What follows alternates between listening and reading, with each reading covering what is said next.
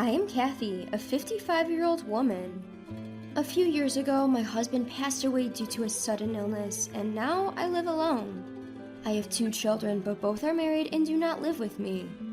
My son has his own family but lives overseas, so I rarely see him, and I don't get to see my daughter much since she got married. I do call my children occasionally, but I've been somewhat worried about my daughter. She always sounds lifeless, and I wondered if she was being mistreated at her in-laws' place.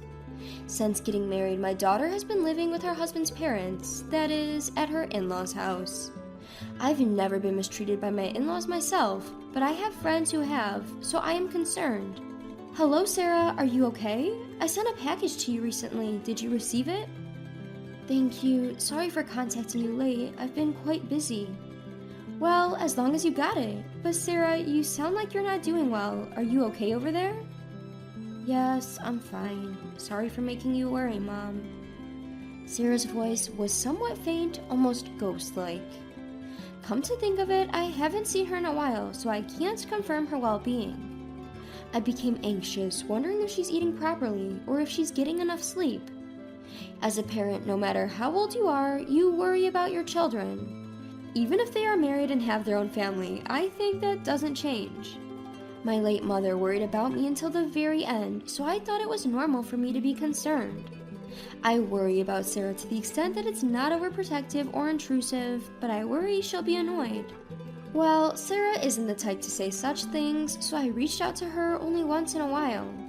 One day, I was going about my regular chores and work just as usual. It was already 8 p.m., and I was thinking about having a cup of tea before heating up the bathtub. That's when the doorbell rang.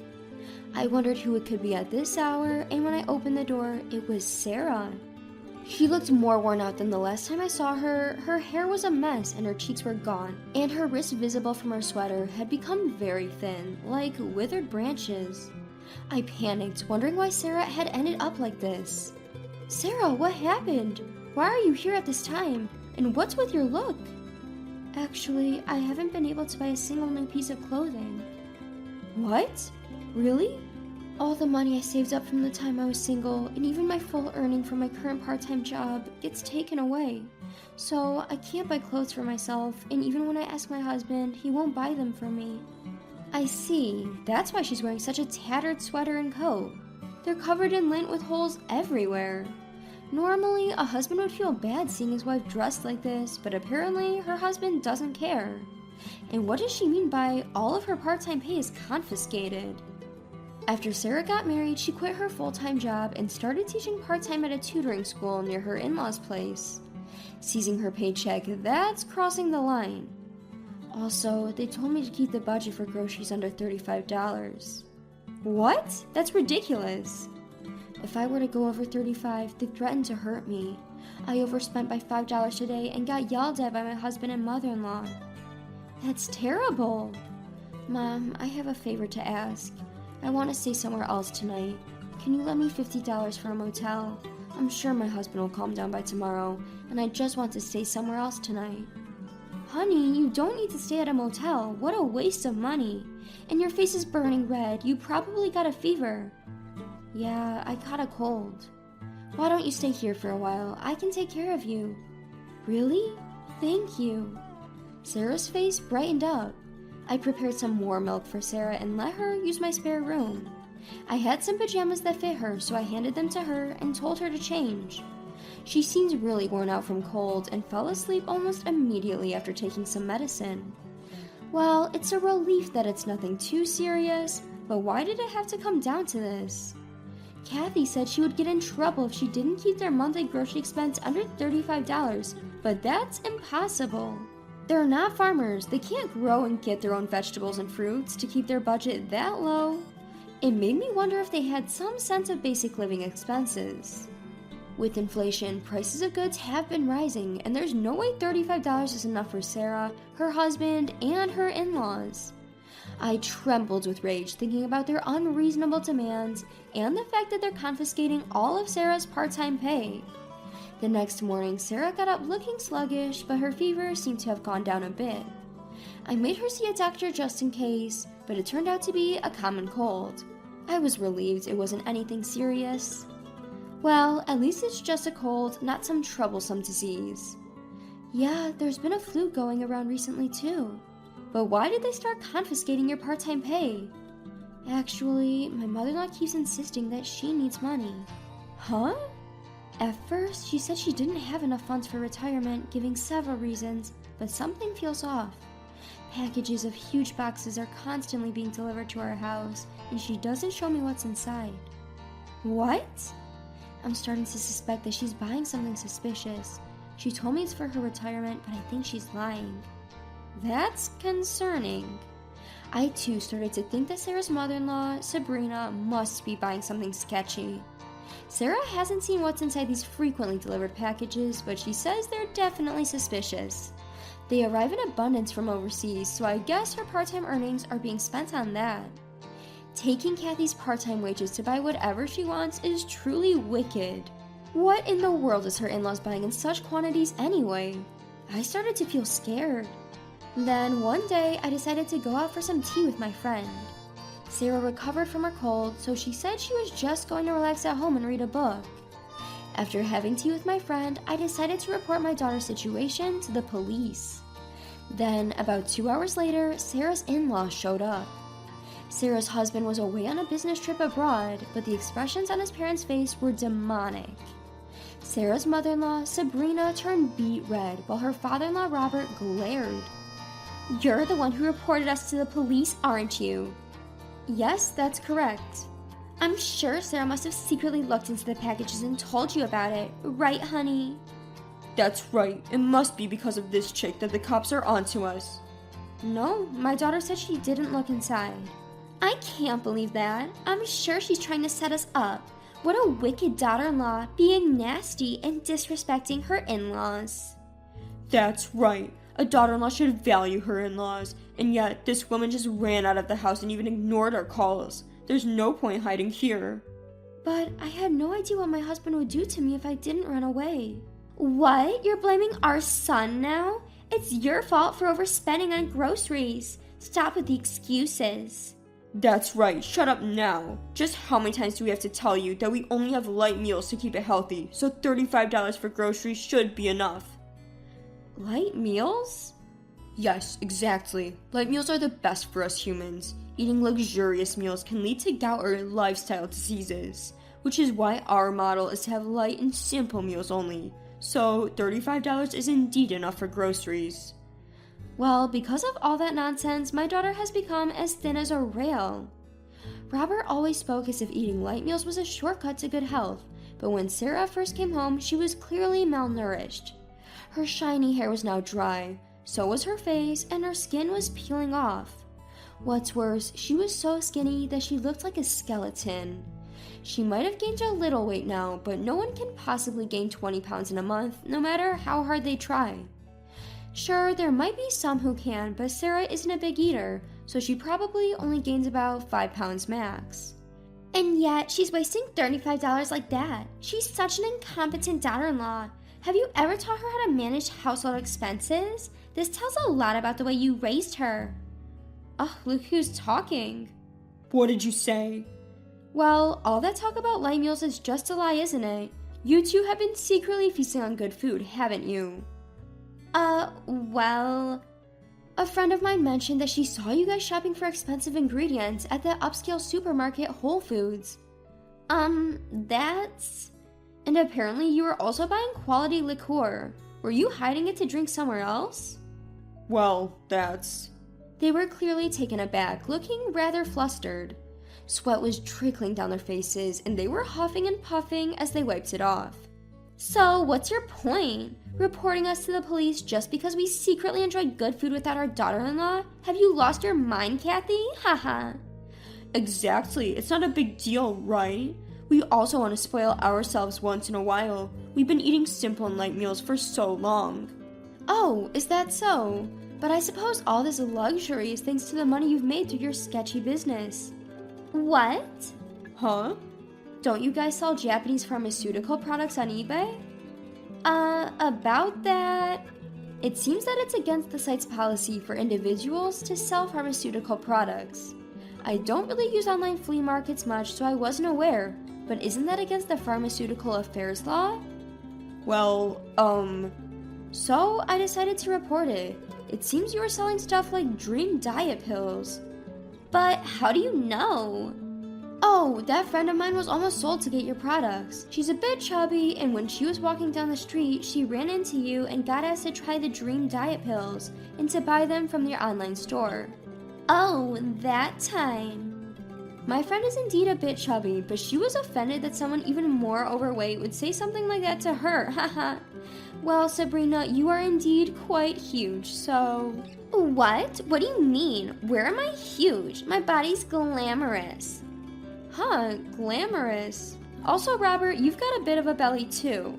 You must be eating and drinking some pretty good stuff. Using our daughter's part-time earnings to buy luxurious produce at the supermarket and profiting off your diet pills to eat even better. this is not fat, it's all muscles. Huh? I got that hard, tight six-pack, right, dear? Yes, that's right. Robert is definitely not overweight, and I still turn heads because I have a nice body too, haha. Sabrina snorted and bragged how she was still considered a good-looking lady. She was very confident in herself, wearing a tight miniskirt. Even in the middle of winter, she didn't wear stockings. I wondered if her bare legs got cold. At that moment, the daughter spoke. Well, you use that glamorous body of yours to get guys, right? Haha. Huh? The other day, I went to the doctor because I had a cold. There was an OBGYN next door, and I saw you going in with a young man. Haha. Hey, that? There's a reason for that. Do you mean in your 50s you've had a child with a young man? Or did you catch a disease? Oh my. That's not it. Shut up. You even got that far with some random guy. Are you pregnant or sick? Which is it? I'm sick. What the hell? No wonder I've been feeling off. It's your fault. I'm sorry, I was just with him for fun. It's not my fault, the guy just wouldn't leave me. Huh, you seem to be having a great time. You guys even looked like a sweet couple, holding hands and going into the hospital. And it was you who was all excited, talking about, let's go dine at a restaurant after this, and we'll go on a Ferris wheel too, haha. Shush, don't talk any more than this. I cannot forgive you for using all of my earnings and the fact that you guys were eating great outside home. Also reselling the contents of that strange package, breaking the law, terrible. Well, needless to say, having an affair is awful too, haha. Ah! Sabrina, everything's ruined because of you. Huh, father-in-law, you were selling stuff out too. I know you guys were being sneaky, staying up at night. No, I was only running a business. I wasn't having an affair. I'm clearly innocent. No, what are you talking about? You've been a criminal since the moment you violated the law. You're far from innocent. My daughter has grown tougher now and took a firm stand against them. Sabrina was sobbing uncontrollably and Robert kept yelling. It was a disaster. Even though we were in our house, they were so loud that our neighbors came out and it turned into a gawking spectacle. They yelled at me, saying they were being embarrassed, but it wasn't my fault. For now, my daughter's planning on divorcing your son. Given that she was abused, she'll probably sue him for emotional distress and seek compensation. That's right, I will seek compensation from my husband. Also, please return all my part-time earnings that you guys took away. But... That's... I said give it back. Don't you dare underestimate me. Did you think I was some slave who would just obey everything? I'm not afraid of you anymore. I don't care what happens. Just give it back. Yes, I'm sorry. I was wrong. I apologize. Our usually soft-spoken daughter raised her voice, causing them to hastily bow down an apology. It seemed as if we were bullying them, and I wished my daughter would stop yelling at them, but I guess it serves them right after all. In the end, they were penalized for their crimes, it seems. Later, Sabrina and Robert got divorced, but it turns out Sabrina had not only contracted a disease, but was also pregnant in her 50s. Even I was taken aback by this. She, of course, had to pay alimony to Robert. Since then, Sabrina planned on starting over with her lover, but got abandoned by him. Even when I heard this, she meant nothing to me, so I didn't care at all. My daughter also got divorced and receives compensation from her ex-husband. My daughter didn't have children yet, so I thought it was good that she was able to divorce before having any. Rumors spread in our neighborhood that my daughter ran away after she was mistreated by her husband. It seems that the rumor also got to his workplace. From what I've heard, it became uncomfortable to stay at his workplace, so he resigned on his own. I don't know what happened to him after that, but he's probably staying with his father, Robert. I am now living together with my daughter, but we are not financially struggling. My daughter works as an online tutor, and I have been working from home for a while now, so we make a decent living. My daughter has been putting on some weight and getting healthier. Seeing this, I am truly relieved. My name is Sherry. I am thrilled to be opening my own coffee shop. My husband, Ken, left his job at a restaurant to join me. After all, it was our dream to run a coffee shop together. We don't have kids yet, but this shop we've created through countless trials and errors, from financing to location and interior design, is our baby. So we are eagerly awaiting for our grand opening, our baby's debut. One day, while we were buzzing around with preparations, we had a visitor to our place, right above the shop. It was Ken's mom, my mother-in-law. She's a laid-back person, accepting of our venture. I admire her calm character and kindness so much. I hope to be such a mother-in-law when I have my own daughter-in-law. It's still a few days early for our grand opening celebration, but she arrived with an enormous load of luggage. Surprised, Ken and I asked what happened. Then she said, "I've been kicked out of Joe's house." Just as she said, she'd been kicked out of the apartment she shared with my brother-in-law and had nowhere else to stay. I knew this would be a busy time for you guys, but... She looked apologetic.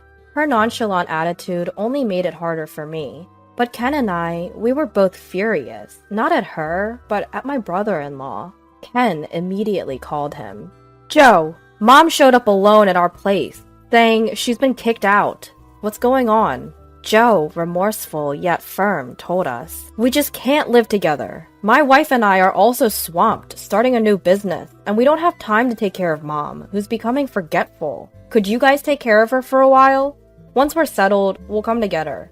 Though it served his interests, we couldn't trust his words. Joe had reluctantly cared for our mother-in-law just because he was the older brother. Joe's wife wasn't very caring either. They must be having a blast after kicking her out. So I thought of a way to prevent our kind mother-in-law from feeling lonely or pitiful. "Okay, if that's what you say, Joe. Mother-in-law, you can live with us." There was no other choice. Their father had already passed away, and there were only 2 brothers, so there was no one else to take care for her. I feel a bit imposed upon, but my mother-in-law is family to me too. I can't just not take care of her, especially since she's so kind and I love her dearly. If you're fine with it, then I want her to stay with us too. Ken also seems optimistic. Apparently, Ken was always a mama's boy, so it may actually be a good thing for him to have his mother close by. Well, thanks, Ken, Sherry. I'll have to think about how I can repay you. My mother-in-law seems to understand the situation, or maybe she doesn't. She just responds casually. "How about I make dinner every day?" "Oh, but you two are running a restaurant, so there's no need for me to cook, right?"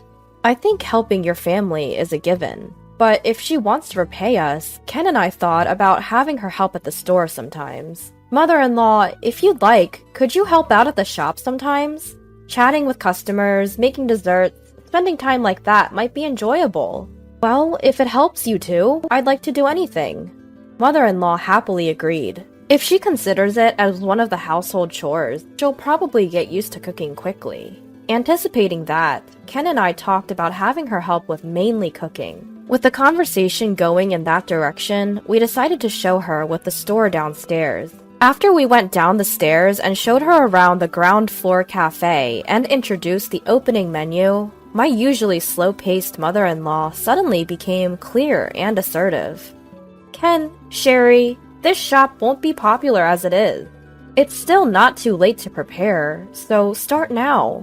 Ken and I were astounded at the confidence out-of-the-blue ideas our mother-in-law proposed. For example, given the current retro trend, even a newly built store should have old-fashioned interior and background music. The menu should include items that mother-in-law used to eat when she was young, to not only attract young people riding the retro wave, but also to appeal to older customers. Moreover, since the number of candy shops in our town is decreasing, we should set up a corner for candies, allowing buyers to eat inside the store and would attract families with children. All her ideas were innovative and in line with the town's needs. They were so spot on that we had to agree, and under the direction of our mother-in-law, we immediately began preparing. After our mother-in-law started living with us, our long-desired store opened a few days later, and a month has passed since then. If the store had no future, the number of customers would significantly decrease after a month, but we don't have that worry with our store. We get so many customers every day that there's a line. All this is thanks to our mother-in-law. Sherry, the sandwich for table 3 is ready. Please bring it over. Yes, coming right now. Though I'm busy, each day is fulfilling. It might have been a real blessing that my mother-in-law decided to barge into our lives at that time. But one day, an intruder would disrupt our busy yet enjoyable days. It was my brother-in-law and his wife. We live in the same town, you know. We've heard the rumors. Your business seems to be flourishing. And isn't it true that Mom is being called the beloved granny of the store? My brother-in-law, with a sarcastic look on his face, glanced around the cafe and said this. Actually, we're thinking of starting our own shop too. A boba milk tea shop, which has been all the rage since last year. For that, we would love to have Mom help us out. That's why we came to pick her up. Give Mom back. Huh? Joe, what are you saying all of a sudden? Well, it was agreed from the start that she would return once we settled down. Now it's time. Come on, give Mom back. You guys have had enough of your good fortune, haven't you? It's our turn now. As if they can just return my mother-in-law like she's some kind of lucky charm. They can say whatever they want, but the cafe that the 3 of us created is just starting to take off. The real test is still to come. We're already relying on my mother-in-law as a full-time employee. If she were to leave us now, who would fill that gap? You can just hire part-time workers. A thriving business like yours should have no trouble attracting young workers, right? They'd probably work harder than an elderly woman like Mom. So Mom, let's say goodbye to Sherry and Ken, and go home together. At Joe's words, my mother-in-law agreed surprisingly easily. Both my husband and I were thrown off. Mom, you don't have to listen to Joe. You can stay where you want. Ken, I really think it's okay to go back to Joe's place. I'm sorry for interfering, Sherry, but it was fun working with you two. Come and visit us at home sometime. Without giving the impression like she was being taken away by force, my mother-in-law went back home with Joe and his wife. There was no time to feel wronged or bitter, but with the absence of my mother-in-law, who was like oil in our machinery, both the cafe and our home felt a bit emptier. That much was certain. Days where we forgot about time due to our busyness passed, and before we knew it, about half a year had passed. The cafe is still bustling as usual today. The advice from my mother-in-law, whom we haven't heard from since that day, has undoubtedly contributed to our success. I wonder if she's doing okay. I thought about calling her out of concern, but seeing Ken, who obviously felt abandoned by his mother, acting sulky, I couldn't bring myself to make contact. Welcome! The atmosphere at home isn't great, but the store opens today as always, and we have customers coming in. And on that day, it was not a customer who opened the door of the shop, but my mother-in-law, her usual serene expression on her face. Sherry, Ken, I've missed you. Mom, what brings you here all of a sudden? Mother-in-law, we were worried about you. You never reached out. Have you been okay? In response to our barrage of questions, my mother-in-law simply smiled and repeated what she had said once before. I was kicked out of Joe's house. They asked me to help at the shop, and I did. But it seems the business has been floundering. They told me I was a nuisance, so I left, and I was hoping to work with you guys again. It seemed that yet again my mother-in-law had been driven out for a reason you wouldn't think to do to your own mother. Ken and I began to plot our revenge on Joe, but it turned out there was no need. Joe showed up on his own, looking utterly worn out. Mom, why do you keep disappearing without a word? Both me and her are struggling without you. Joe's wife, also known as Her, wasn't present today. It seems she was overseeing the shop. Joe, don't make it sound like it's my fault. You guys said you wanted to cut labor costs, so I, being your family, decided to leave first. I then understood what she meant by being kicked out. If they wanted to cut labor costs, they'd first dismiss the ones who could easily be let go. Or my mother-in-law, who was at an age where she technically didn't need to work. That was not about you, Mom, but the part-timers, the students. We never said a word about you. Moreover, I don't want to be in your shop anymore. I don't want to jump into a sinking ship. If they asked me to finance a failing shop using my savings and pension, it'd be unbearable. Don't be like that. Come back to the shop and give us advice like you did to Ken. Didn't you say that even an old woman like you could give advice on managing the shop, and that Ken and his team were very kind? We also want advice from you. It's not a big deal. No way. I helped Ken and his team because they wanted to create a coffee shop like the one I worked at when I was young. A place where the local people can relax. You're only interested in your own profits and short-term gains. That's not true. I also opened a store to sell trending desserts for the revitalization of our community. Is that really so? Young people's trends change so quickly. You're not capable of adapting to such volatile changes because you're a business novice. Besides, even if it's trendy, young people are very observant of adults, and they'll naturally migrate to a better shop. Your shop might be novel and shiny, but the staff training isn't up to the mark. And customers don't seem comfortable there either. Just because you have experience working in a finance department and are good with numbers, it doesn't mean you can run a business well. It's pathetic. It's clear that the staff are blindly led too. With a sigh, my mother-in-law continued to speak with a sorrowful expression, as if lamenting her own son. In a small-town diner like this, you can't just mindlessly sell what's trendy among young folks. You failed to cater to customers' needs. You couldn't captivate their hearts. I wonder if you really aspire to be in the service industry. It saddens me.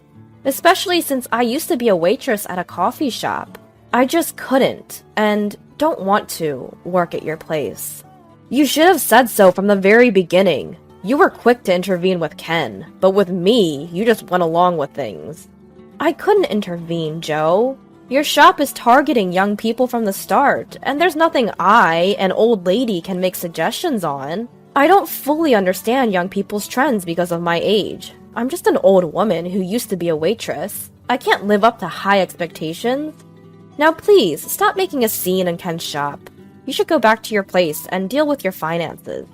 Joe, feeling belittled by his mother, finally blew up. Enough! Let's go home! If you say you only knew about coffee shops, I'll change my business and make it a coffee shop. You can give me advice like you did for Ken and make me a lot of money. Joe tried to grab his mother's arm and pull her away. Ken and I stepped in, restraining Joe. It wasn't just Ken. I had also lost patience. Listening to the conversation, I had been holding back words I'd long wanted to say. There's no way someone who can't even care for his own mother can consider the needs of complete strangers. You can go home on your own. And don't come to see your mother again. She is a coworker to us, not a tool for you to make money. My husband threatened to call the police if he caused any more trouble. And with that, Joe finally left. After that, Joe and his wife, who treated my mother-in-law terribly, predictably failed in their business and ended up filing for bankruptcy. On top of that, they were sued by their part-time workers for harassment and unpaid wages, resulting in having to pay a hefty compensation. Joe and his wife got divorced, and he was also sued for alimony, ending up in layers of debt. Joe, who had treated his own mother so horribly, couldn't rely on his family anymore. He would have to live and work alone, slowly paying off his debt. We heard about Joe's situation through a relative, but my mother-in-law didn't seem to care, showing no intention of throwing him a lifeline. I don't have time to worry about him. I'm going to be a grandma. I'm looking forward to taking care of my grandchild. Indeed. Neither mother-in-law nor Ken and I had the time to worry about Joe. Our shop was thriving more than ever since mother-in-law came back, and we were blessed with our long-awaited child. Sherry, don't stress out just because it's your own shop. Work at your own pace. All of us, and our regular customers too, are most excited to see your child's face. Thank you, mother-in-law.